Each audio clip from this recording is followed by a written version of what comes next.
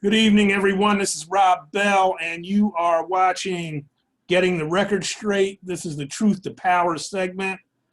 I'm Rob Bell, and also on the screen is my man Mark Harrell, who I will introduce momentarily. Please, when you look at this, make sure you subscribe, like it, share it, do all those good things, and above all, stay safe. Right now, I know things are opening back up. I think we're now at 50%, they said, for restaurants and or it starts Friday, I think. And, but still, keep it cool and watch over yourself. Man, so much stuff that's been going on.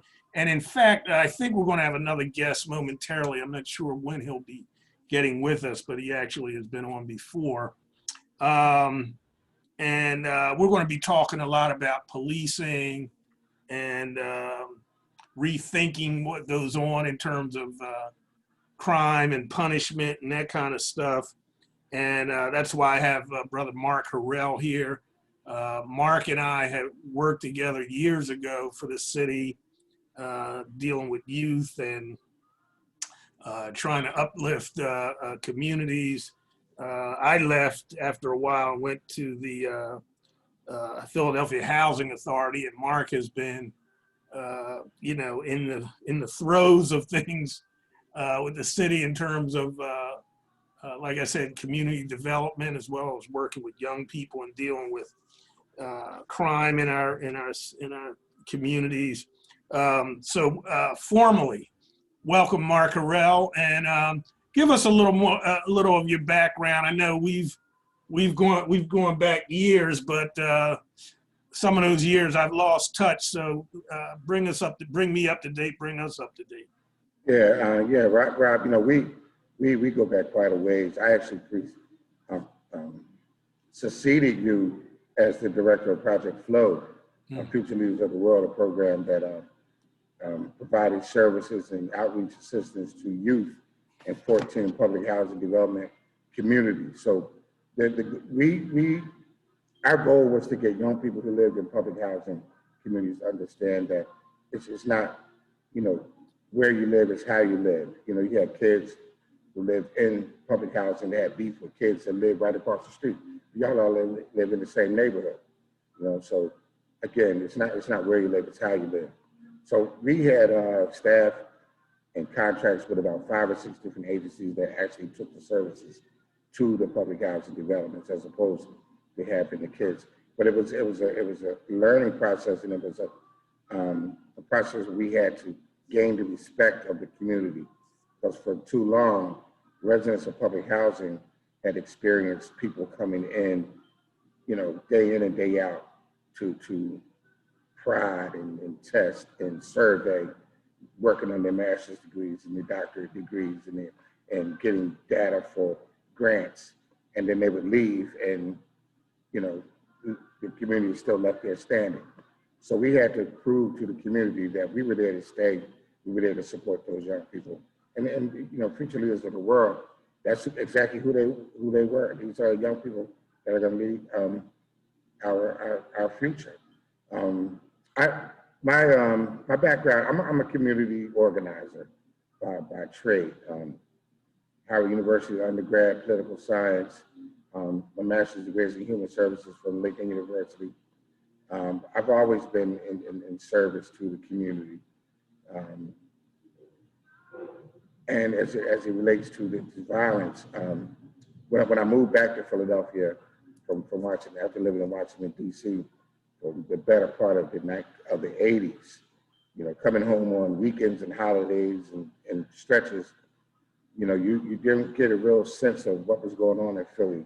But because I was always here, weekends and that sort of thing, I felt it. But when I got home, I immediately got involved with Father's Day Rally Committee, which was an organization that was doing rallies on street corners to talk about, the violence and the homicides that were taking place in our communities. And for the next 19 years, I was, a part of that. We were actually housed towards the end at the Hatfield House at 30th and Girard. And I remember, like plain as day, one day in December of 2001, we got a phone call for Malik Aziz, who at that time was doing a lot of community work with Safe Streets. And he said, Mark, I need a location for a meeting. I want to invite some men to address this issue of homicides. At that time, the homicide rate was fluctuating 400, 500. And 90% of the homicides victims were Black males.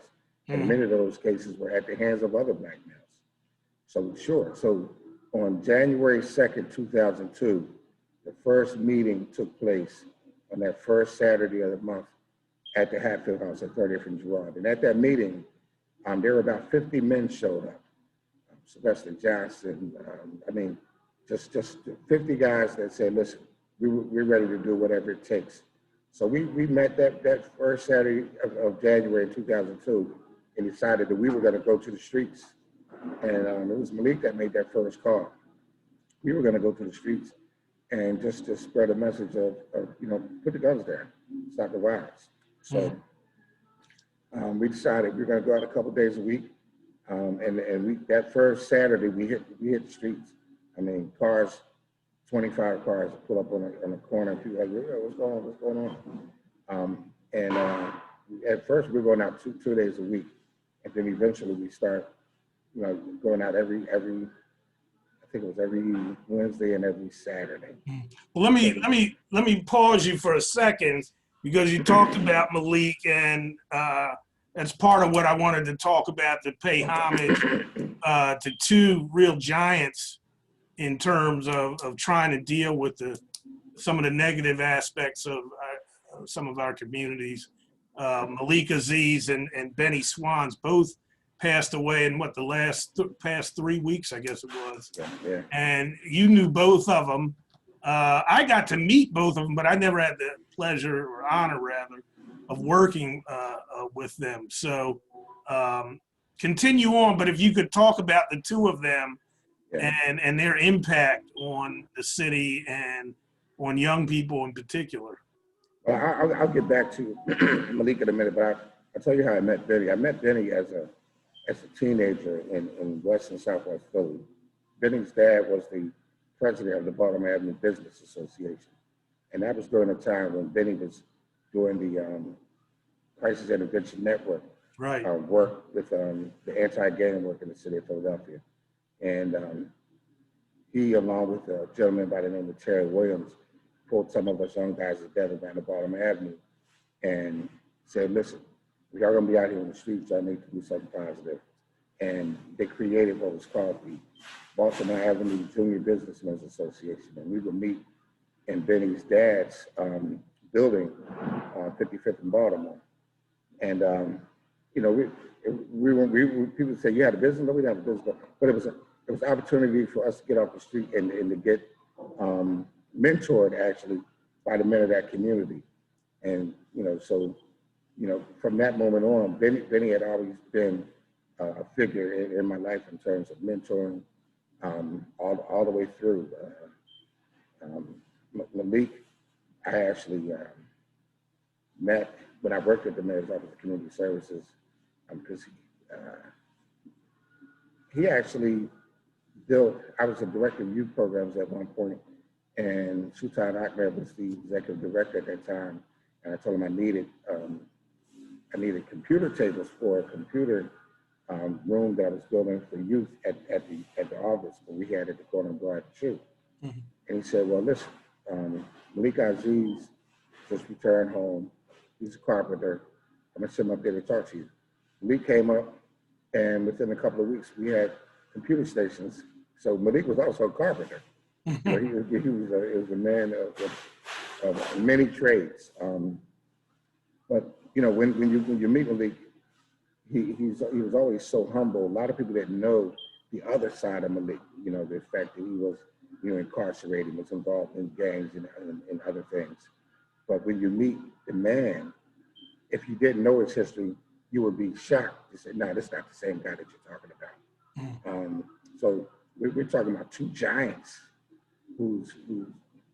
these are, when brothers like Malik and Bennie transition, these are boots that are not going to be filled. You know, it reminds me of when we lost another great giant in David P. Richardson Jr. Yeah. These kings' feet, shoes won't be filled, but you can still follow their legacies and do as they did, you know, because they left a legacy that needs to be continued. Malik was involved in so many different things. The National Exodus Council, it's EXHOODUS. It was a national anti-gang initiative that he started that was influential across the country in terms of this old stopping gang violence across the country. Mark. So that was just one of many adventures that Malik was involved in. Okay, hold that thought 1 second. Okay, that's all right. Okay, go ahead. So this organization now that Malik started? Yeah, it was like Exodus, but the Exodus is EXHOOD. So the word hood is right there in the middle of it. And this organization has chapters all over the country where it's taking gang members off the streets and getting involved in positive activities in their communities. And what a lot of people don't realize is that Philadelphia is probably the only major city in the country that doesn't have active turf gang warfare like you see in other cities. Now, we have our issues and our problems, but if you remember, Philadelphia was at one point the quote unquote gang capital of the country. If you remember in 1974, you know, the motto was no more gang war in 74, and in 75 we will stay alive in 75. You know, by the time 1976 rolled around, you know, those mottos, there was no need because, you know, there was a sea change in Philadelphia actually related to gang violence. And there's a number of reasons for that. I can remember when the Bulletin used to put people, boys on December 31st, on the last day of the year, every picture of every gang-related homicide victim. That's right. That's right. And it was nothing but pictures that looked like us. Right. Absolutely. So what do you think helped to well, there's a number of things, and I'm gonna just be frank. You know, people debate this with me, but you gotta remember, when in 74, 75, you know, brothers went to Vietnam drinking wine. Yes. They came back smoking weed and heroin. You know what I'm saying? So wine, you fight, you gang war, you're drinking wine, but that weed subdued a lot of people. In addition to that, you have programs like the CEDAR program, PHA. You know, job creation plays a major role in taking people off the street. So a lot of brothers that was gang war and start getting jobs. And what people fail to realize, in Philadelphia, the gang war was with younger brothers. I mean, you had gangs that went from midgets, squidgets, pee-wees, young boys, old heads. And so by the time you was in 11th, 12th grade in high school, you were on your way out of the gangs. You know, it was middle school was a big part of gang warfare in the city of Philadelphia.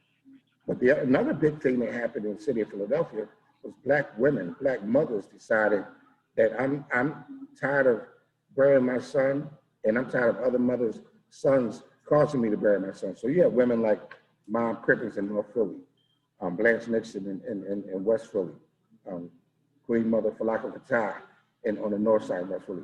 You have women all over the city that would stand in front of a gang war and say, not today, not today. And the work of Sister Fatai and the high school Moja was very instrumental in this. And you gotta remember, it was almost like a harmonic convergence. All of these things happened at the same time. By the time the year 1976 came around, you know, gang warfare had really been halted to the point where the gang-related homicides had dropped so low. There was no slogan for 76. You know, after 2 years of these marches and slogans, no more gang war 74, stay alive in 75. By the time 76 came around, there was no need. But some of those same guys who stopped gang warring and went to work, you know, PICO, the gas company, Philadelphia Housing Authority. We still had the Bud plant, Tasty Cake. We still had all of this industry in Philadelphia at that time where you know, guys coming out of high school that weren't going to Pauls. college were able to get, you know, employment, you know, raise their families, you know. So that, you know, I always say that Philadelphia was blessed that gangs stopped before the advent of crack cocaine, because had the two of those been married, we see a lot higher instances of the problem earlier than what we started seeing, like in the mid to late 80s and 90s. Well, yeah, and I agree with you. Had there been that merger, it would have been, you know, catastrophic, because it was bad enough as it was. But the thing is, I think what, you know, what you've identified really speaks to, you know, community-based, grassroots kinds of efforts, you know, to deal with issues and deal with problems. You know, coming out of the 60s, there were several programs to help in terms of job development, starting businesses. I can remember a lot that was going on in 52nd Street in terms of businesses starting. And so I'm saying all that to say that the paradigm and the strategy for how to deal with some of this and how to build community was being created and developed. And it hasn't been sustained. It hasn't been, and you know, one of the things that some people have alluded to was that, you know, as money started to flow in the mid to late 60s, and when the war took another uptick in Vietnam, you know, a lot of money, a lot of federal money went to that. I remember when the 80s started and Reagan came in, they stopped revenue sharing with cities. So cities weren't getting money. And so that whole austerity thing, it just flies in the face of what you see now, where there's always complaints about, you know, well, do we have the money? Do we know how to change things in the community? And the thing is that you know, the strategies and the plans have been there. You know, it's just the resources haven't been there. And yeah, you know, it's interesting. I look at all of these Buy Black campaigns, and I remember as a student at Howard University, I was actually pledging at the time, and we were in the Bird Gymnasium, and the last chords were opening for the Honorable Brother Farrakhan. yeah, mm-hmm. And he made a statement. The first thing that came out of his mouth was so profound to me. He said, "Power without economics is a symbol without substance." Mm-hmm. And then everybody just got quiet. He said it again. Power without economics is a symbol without substance. And what that meant to me, I was like, wow, that was one of the most profound statements I've ever heard in my life. Because what that meant to me was, if you don't own shit, you don't control shit. Mm-hmm. You know? And at that time, he introduced what was called the power products. He said, listen, we can make our own toothpaste. We can make our own, you know, toilet paper. We can make our own, we can grow our own vegetables. We have Black farmers in the South with thousands of acres of land. We have trucks where we can truck these vegetables and food to all of the cities where Black people live in this country. We can do for self. All we have to do is believe in ourselves. And people wouldn't get involved in it because he said it. You know what I'm saying? But this was an opportunity for us, you know, as they always say, we lift ourselves up by our bootstraps. Well, here's your bootstrap. Here's the way to do it. And I remember, you know, the quality products that were being promoted. These power products was the things that we use every day. They were being manufactured by Black folks. They were being distributed by Black folks. And they were being distributed to Black folks. And people had this problem because it came from Minister Farrakhan. Well, I don't know if, you know, we can use that toothpaste, you know. And I'm looking at people like, wow. So you're going to go get your Crest and your Colgate, and you don't know who made that. Well, you know, and the actual concept of it came from some brothers here in Philly. Mhm. Actual, you know, seeds of that whole concept. But anyway, that said, yeah, man. I mean, there's not too much under the sun that's new. That you know, I remember, and maybe you can comment on this. That Temple instituted a program, I don't know how long ago, 10 years, 15 years ago, that came out, some professor in Chicago. It was an anti-gang or violence kind of thing. And, you know, Temple brought him and I think the program here. And it might have been okay. I didn't deal with it at all. But I remember saying to myself, all of the expertise, experience that we already have in Philly, you know, was nothing new about it. The same things that they were talking about, because they had done it in Chicago, had been done here in Philly successfully. And the prototype for what they did in Chicago came from Philadelphia. Came from Philly. So when I'm sure it when did. it came back to Philadelphia, I know exactly what you're talking about. Yeah. The same thing in Boston. What Boston did was Boston said, we got this model from the Philadelphia Crisis Intervention Network model. Right. You know, and when it was a lot of money behind it, but they made it seem like this is what's happening in Chicago. You know, there's always a lot of references made to Chicago, but Chicago's homicide rate in Black communities is appalling, and it's been appalling for years. So you're going to bring a strategy that you're saying is working in Chicago. Now, from the outside looking in, I don't know what kind of working it's doing, but all of those strategies came from Philadelphia. Well, you know, what annoyed me so much, and as a person myself with a master's degree in public administration, and the things that they teach you about not reinventing the wheel, and you know, trying to duplicate things that work, and those kinds of things, so often are abandoned, you know, in politics and in administrations and what have you, and it just gets so frustrating, you know. So you're going to spend a ton of money, spend I don't know how much money in administrative costs, because anytime a university administers a program, it's, you know, it's at least 30% more expensive than it needs to be. You know what I mean? And you know, Rob, we've been through this and talked about this stuff and probably upset people about it, but it's just amazing how things don't change. You and I both know there's an Afrocentric concept called Sankofa, which means it's okay to reach back and borrow from what you already know, what you've already experienced. But you know, anything with the Afrocentric concept is frowned upon in our communities. We're starting to see more and more woke quote unquote woke folks now, but we've done it before. You know, I look at people talk about the black dollar that turns, how many times the black dollar turns around in our communities, and it's nobody's fault but our own. You know, those stores that pop up on every corner in our community, the only reason they stay open is because we keep them open.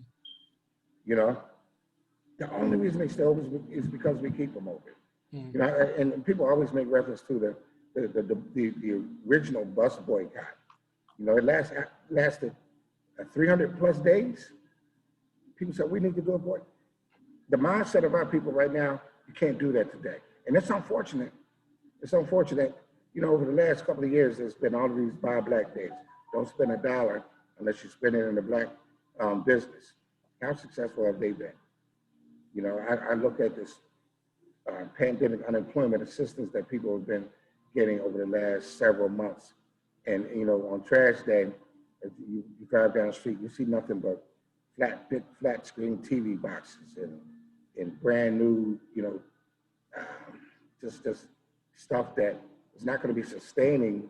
You know, you got moratoriums on electric, gas, water, rent, and mortgages. You know, those moratoriums are not waivers. Those bills are going to have to be paid at some point. You know, and I've had many conversations with people. Listen, you know, right now you see that logo behind me. I'm director of outreach for the Register of Wills office in the city of Philadelphia.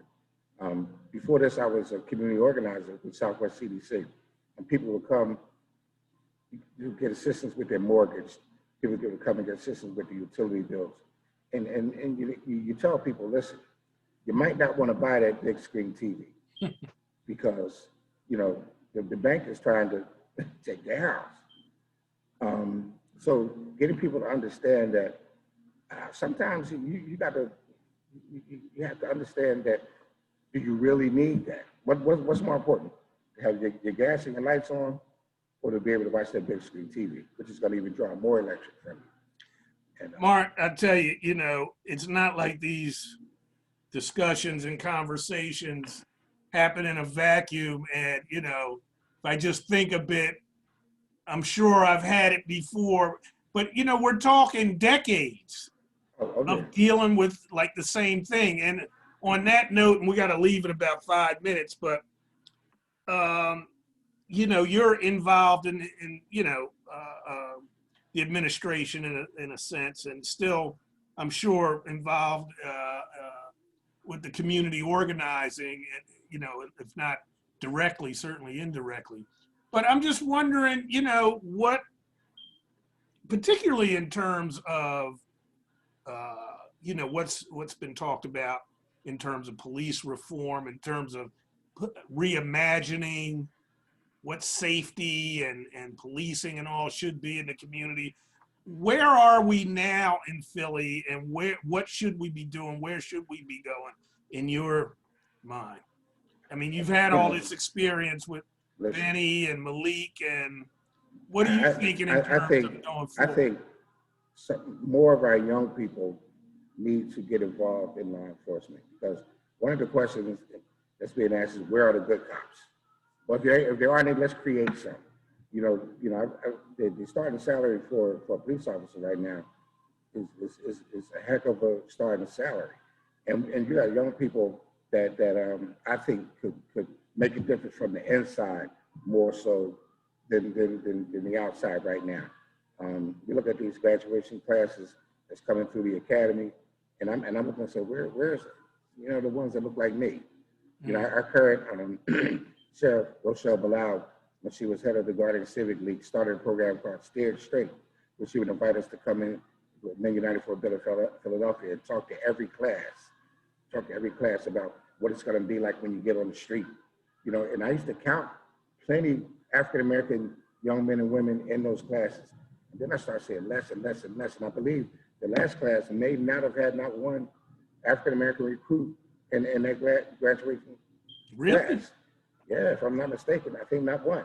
You know, that's just one thing, but we also have to understand that police officers aren't the prevention tool in our communities. No. Police officers to protect and serve, okay, but police officers are reactive. You dial 911 and you're gonna get a reaction from a police officer. The shooters, the perpetrators, I guarantee if you did a survey and check how many of them have a mortgage or a rental lease, you wouldn't find but so many. So that means the rest of them are being harbored. The rest of them are living in somebody's house. These people who are committing these crimes, they're eating, they're showering, they got a roof over their head, and we in the community know who they are. You know, it's too many women being shot and murdered, too many children being shot, too many singers. You know, we are the ones we've been waiting for. You know, a knight in shining armor and a white horse is not going to ride into our communities and save the day. You know, we have to start saying, listen, enough is enough in my house. Enough is enough on my block. Enough is enough with my son, my daughter, my nephew, my niece. You know, and that's how it's going to stop. You know, police officers are going to be in every room, every house, every bedroom. You know, they're going to react when you dial 911. You know, so I just wonder what the budget is for programs like what Malik, you know, the program Malik worked for, the program you worked for. You know, why can't we build those institutions up? And you have programs like, you know, Men United didn't need a budget. That was just men going to the street saying enough is enough. And in the beginning, we would get cussed out and everything. The United for Better Philadelphia guys, we'd be out there, but to see grandmothers and mothers and their children come to the door and clap for us when they see black men arrive to their block, they say, man, now we can actually go to the store. That pulls at your heartstrings. And we would stay on one of those hot spots until the community came out and said, okay, we'll take it from here. You know, it doesn't cost anything to do that. We have to open up those lines of communication with these people. And it's not just young people that's out here doing that's perpetrating their crimes. And it's not just males and females. But one of the hardest things I've had to deal with this year is that statistic showing the number of female women homicide victims in this city at the hands of a black man, especially particularly black men who and the number of women who are homicide victims at the hands of black men is disturbing to me. The number of children who have been shot and killed or shot and injured in this city is very disturbing to me. Well, brother, let me thank you for the work you've done. I know it firsthand, and I know it's a lot more than what I've been able to see, but I appreciate it, and you just have to keep at it, man, and keep sharing with one another and encouraging one another. And I'd like to thank you for sharing your time this evening, brother. Can I share something in closing? Certainly. I want to encourage everyone out there to get a will. GoFundMe is not insurance to bury a loved one. Get a will. I don't care what your age is.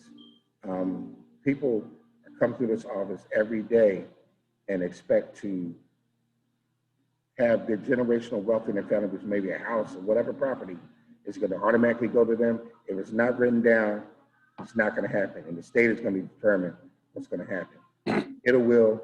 It's simple. At this point, you don't even you can write it down and have two witnesses, put it away, and let somebody know where it is. But get a will. Write up a will and make sure everybody you know has a will. It's not automatic. All right, my brother. Thanks so much. You take care now. Hey, Rob, anytime for you, my brother. All right. Peace. Peace.